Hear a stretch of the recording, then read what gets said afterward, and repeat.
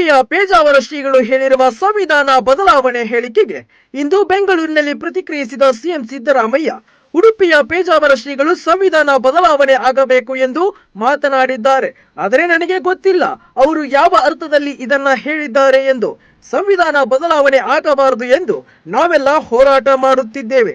ಇಡೀ ಜಗತ್ತಿನಲ್ಲಿ ದೀರ್ಘಕಾಲ ನೆಲೆಯೂರಿರುವ ಸಂವಿಧಾನ ಅದು ಭಾರತದ ಸಂವಿಧಾನ ಎಂದರು. ಉಡುಪಿ ಪೇಜಾವರ ಮಠದ ಸ್ವಾಮೀಜಿನೂ ಕೂಡ ಹೇಳಿದ್ದಾರೆ ಸಂವಿಧಾನ ಬದಲಾವಣೆ ಆಗಬೇಕು. ಐ ಡೋಂಟ್ ನೋ, ಸಂವಿಧಾನ ಬದಲಾವಣೆ ಆಗಬಾರದು ಅಂತಲೇ ನಾವೆಲ್ಲ ಹೋರಾಟ ಮಾಡ್ತಾ ಇರ್ತೇವೆ. ಬಹುಶಃ ಈ ಜಗತ್ತಿನಲ್ಲಿ ಲಾಂಗ್ ಸ್ಟ್ಯಾಂಡಿಂಗ್ ಕಾನ್ಸ್ಟಿಟ್ಯೂಷನ್ ಇರ್ತಕ್ಕಂಥದ್ದು ಭಾರತ.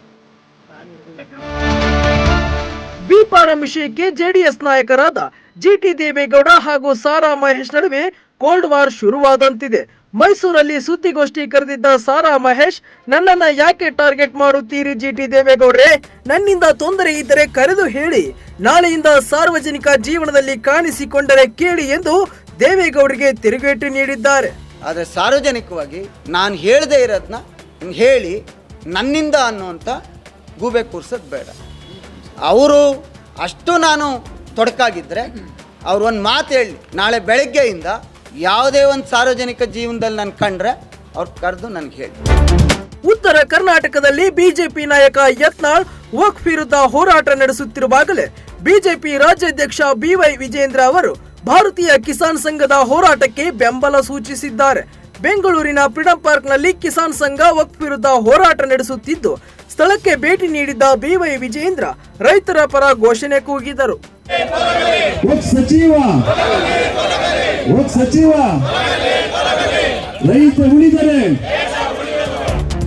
ಸೋಮವಾರ ನಡೆದಿದ್ದ ಎರಡನೇ ದಿನದ ಐಪಿಎಲ್ ಮೆಗಾ ಹರಾಜಿನಲ್ಲಿ ರಾಜಸ್ಥಾನ್ ರಾಯಲ್ಸ್ ತಂಡಕ್ಕೆ 1.10 ಕೋಟಿ ರೂಪಾಯಿ ಮೊತ್ತಕ್ಕೆ ಬಿಕರಿಯಾದ ಬಿಹಾರದ 13 ವರ್ಷದ ಬ್ಯಾಟರ್ ವೈಭವ್ ಸೂರ್ಯವಂಶಿ ಐಪಿಎಲ್ ಹರಾಜು ಇತಿಹಾಸದಲ್ಲೇ ಮಾರಾಟವಾದ ಅತ್ಯಂತ ಕಿರಿಯ ಆಟಗಾರ ಎನಿಸಿಕೊಂಡಿದ್ರು.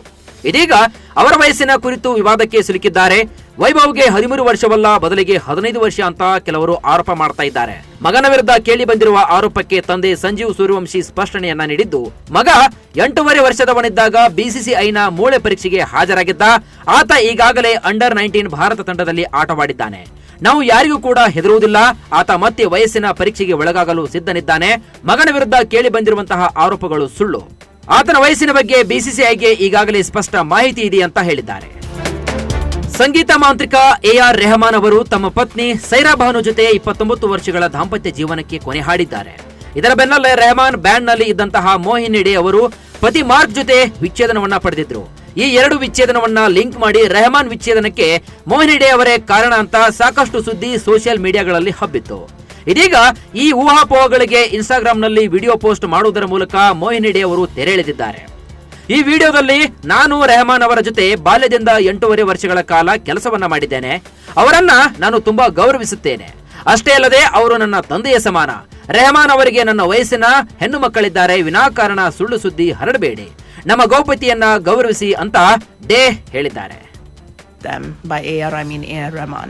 I respect him a lot. He's just like my father. He's actually a little bit younger than my dad, and his daughter is exactly my age, I think. And we have a lot of respect and love for each other. And I worked with him in his band as his bassist for 8.5 years. Please be kind and respect our privacy. It's a personal matter and it's painful. It's a painful process. So please be kind. ಮಹಾರಾಷ್ಟ್ರದ ಭಾರಿ ಗೆಲುವಿನ ಹುಮ್ಮಸ್ಸಿನಲ್ಲಿರುವ ಮಹಾಯುತಿ ನಾಯಕರು ಹೊಸ ಸರ್ಕಾರ ರಚನೆಗೆ ಕಸರತ್ತು ಆರಂಭಿಸಿದ್ದಾರೆ. ಹಾಗಾಗಿ ಇಂದು ರಾಜಭವನಕ್ಕೆ ತೆರಳಿ ರಾಜ್ಯಪಾಲ ರಾಧಾಕೃಷ್ಣ ಅವರಿಗೆ ಏಕನಾಥ್ ಶಿಂದೆ ರಾಜೀನಾಮೆಯನ್ನ ಸಲ್ಲಿಸಿದರು. ಜೊತೆಗೆ ಡಿಸಿಎಂ ದೇವೇಂದ್ರ ಫಡ್ನವೀಸ್, ಅಜಿತ್ ಪವಾರ್ ಕೂಡ ರಾಜೀನಾಮೆಯನ್ನ ಸಲ್ಲಿಸಿದ್ದಾರೆ. ಹೊಸ ಸರ್ಕಾರ ರಚಿಸುವವರಿಗೂ ಕೂಡ ಹಂಗಾಮಿ ಸಿಎಂ ಆಗಿ ಮುಂದುವರಿಯುವಂತೆ ರಾಜ್ಯಪಾಲರು ಶಿಂದೆಗೆ ಸೂಚಿಸಿದ್ರು. ನಂತರ ಮಾತನಾಡಿದ ಹಂಗಾಮಿ ಸಿಎಂ ಶಿಂದೆ, ನಾವೆಲ್ಲರೂ ಕೂಡ ಒಗ್ಗಟ್ಟಾಗಿದ್ದು ಮಹಾಯುತಿ ಸರ್ಕಾರ ರಚನೆ ಮಾಡ್ತೇವೆ ಅಂತ ಹೇಳಿದ್ದಾರೆ.